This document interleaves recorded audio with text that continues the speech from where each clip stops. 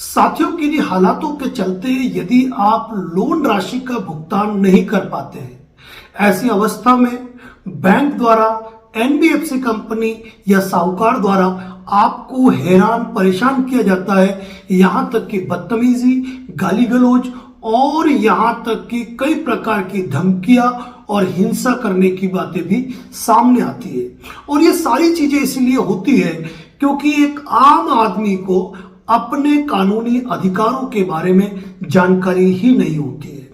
आज इस वीडियो में हम आपको ये बताएंगे कि यदि आपने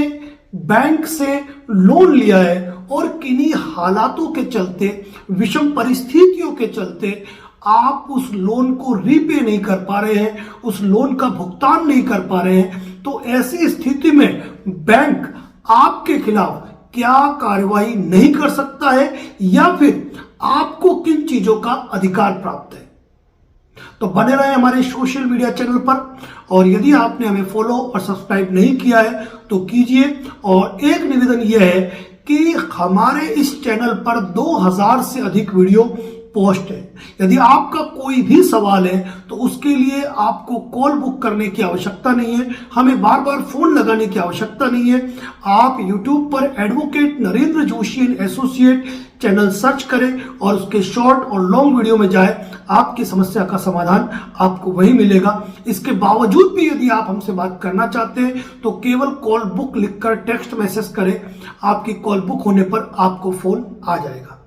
अब बात करते हैं कि मान लीजिए कि विषम परिस्थितियों के चलते, किन्हीं हालातों के चलते यदि आप लोन नहीं भर पा रहे हैं, तो ऐसी स्थिति में बैंक आपके खिलाफ पहला काम जो नहीं करेगा वो क्या है। बैंक अक्सर धमकी देता है, रिकवरी एजेंट धमकी देते हैं कि हम आपके खिलाफ एफआईआर दर्ज कराएंगे, प्रथम सूचना रिपोर्ट दर्ज कराएंगे, पुलिस थाने में रिपोर्ट करेंगे। तो साथियों, ये बात आपको ध्यान रखने की आवश्यकता है कि लोन का डिफॉल्ट होना, परिस्थितियों का नहीं होना, तो यह कोई आपराधिक मामला नहीं है। यहां कोई दंडिक कार्रवाई, आपराधिक कार्रवाई आपके खिलाफ नहीं की जा सकती है, बशर्ते यह भी सुनना आपके लिए आवश्यक है, यदि आपने लोन फर्जी डॉक्यूमेंट के आधार पर नहीं लिया है, यदि बैंक को आपने फर्जी प्रॉपर्टी बताकर लोन नहीं लिया है और आपने कोई ऐसा एक्ट नहीं किया है जिससे कि यह फ्रॉड साबित हो कि आपने बैंक के साथ धोखाधड़ी करके लोन लिया है। अगर यह चीज आपने नहीं की है तो ऐसी स्थिति में बैंक आपके खिलाफ एफआईआर दर्ज नहीं करा सकता, कोई पुलिस रिपोर्ट नहीं कर सकता, क्योंकि लोन रीपे नहीं करना एक सिविल डिस्प्यूट है और उसके लिए यदि कोई केस फाइल होता है तो वह केवल सिविल केस फाइल होगा, आपराधिक केस दर्ज नहीं होगा। इसीलिए यदि कोई भी बैंक, एनबीएफसी, रिकवरी बंदा यदि आपको यह कहता है कि हम आपके खिलाफ एफआईआर दर्ज करवा देंगे या हमने आपके खिलाफ कानूनी कार्रवाई कर दी है, या किसी पुलिस वाले का फोन आता है, आपको किसी वकील साहब का फोन आता है और कहते हैं कि आपके खिलाफ बैंक ने एफआईआर दर्ज कर ली है, तो साथियों यकीन मानना कि यह आपको केवल और केवल हरेसमेंट करने का काम है,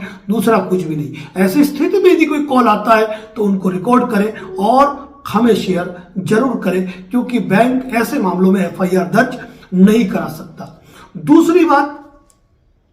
यदि आपने लोन लिया या किसी से उधार पैसा लिया,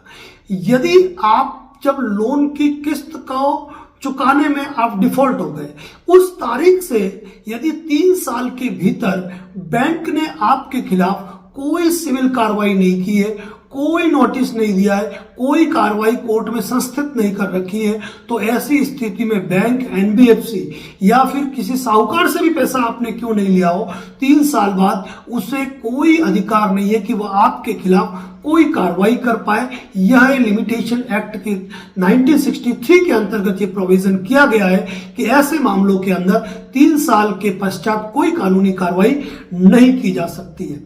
अब एक महत्वपूर्ण बात कि अक्सर हम ये देखते हैं कि लोन बेटे ने लिया और बैंक वाले माँ बाप को परेशान कर रहे हैं,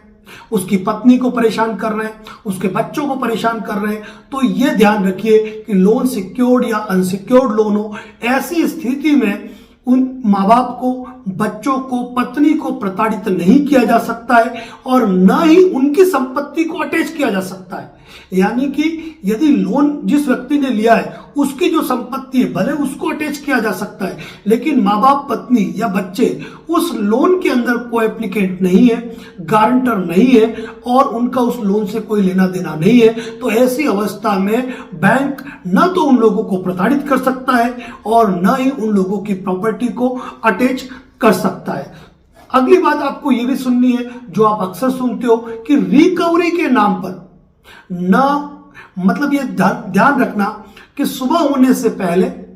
और शाम होने के बाद न तो रिकवरी एजेंट बैंक या एनबीएफसी आपको फोन कर सकते हैं, न आपके घर आ सकते हैं। यदि वो आपके कार्यस्थल या घर पे आके धमकाने जैसा, प्रताड़ित करने जैसा काम करते हैं तो ऐसी स्थिति में आप उनके खिलाफ पुलिस कार्रवाई भी कर सकते हो, यह आपका अधिकार है। या नहीं कि हम पुलिस कार्रवाई कैसे करेंगे, हमने तो लोन लिया है, हम डिफॉल्टर है, हम कैसे कार्रवाई करेंगे। तो ये ध्यान रखें कि आरबीआई ने इस चीज को क्लियर किया गया है कि कोई भी रिकवरी एजेंट किसी भी लोनी को शारीरिक रूप से, मानसिक रूप से प्रताड़ित नहीं कर सकता है और न ही ये कोई ऐसा काम कर सकता है जिससे उस व्यक्ति की मानहानि या प्रतिष्ठा प्रभावित हो। दूसरी बात, लोन के मैटर में चाहे सरफेसी एक्ट हो, सेक्शन 25 हो, 138 एनआई एक्ट हो, आर्बिट्रेशन का मैटर हो या सिविल सूट का मैटर हो, किसी भी तरीके से यदि रिकवरी के लिए यदि बैंक, एनबीएफसी या कोई साहूकार आपके खिलाफ कोई कार्रवाई करता है तो उसके लिए आपको लीगल नोटिस देना जरूरी है। बिना लीगल नोटिस दिए इस प्रकार की कार्रवाई संस्थित नहीं की जा सकती है। वो भले मौखिक रूप से बोल दे कि हमने तुम्हारे खिलाफ ये कार्रवाई कर दी, हमने तुम्हारे ये खिलाफ ये कार्रवाई कर दी, कहने मात्र से कुछ भी नहीं है, कुछ नहीं होता है। दूसरी बात यह है कि आपके अधिकार सुरक्षित है। जैसे मैंने कहा कि डिफॉल्टर आप है, लेकिन बैंक ने कोई ऐसी डेफिशिएंसी की है, आपकी सेवाओं में कमी की है, आपका साइंड एग्रीमेंट आपको नहीं दिया है, आपका लोन स्टेटमेंट आपको नहीं दे रहे, आपका loan application form, loan sanction letter आपको नहीं दिया है और इसके अलावा कोई इलीगल चार्जेस लगाए हैं, तो ऐसी स्थिति में आप भी उनके खिलाफ कानूनी कार्रवाई कर सकते हो। या ये नहीं देखा जाएगा कि आप डिफॉल्ट है तो आप उनके खिलाफ कोई कार्रवाई नहीं कर सकते हैं। लोन से संबंधित और ऋण के अधिकारों से संबंधित कई वीडियो हमारे इसी चैनल पर पोस्ट है। यदि आपने उनको नहीं देखे हैं तो हमारे चैनल पर जाए, विजिट करें और ऐसे कई वीडियो जहां हमने आपके अधिकारों को प्रोटेक्ट करने के संदर्भ में वीडियो पोस्ट कर रखे हैं। यदि आपको हमारी जानकारी अच्छी लगी तो इसको शेयर करें और चैनल पर नए हैं तो फॉलो और सब्सक्राइब करें। और एक महत्वपूर्ण बात कि हमारे चैनल पर करीब 1000 से अधिक शॉर्ट वीडियो है। उन वीडियो के अंदर ऐसी अनेकों जानकारियां दी हुई है। यदि उन वीडियो को आप सुनेंगे तो आपका कानूनी ज्ञान बहुत ही ज्यादा बढ़ेगा। तो धन्यवाद साथियों। जय हिंद, जय मेवाड़, जय राजस्थान।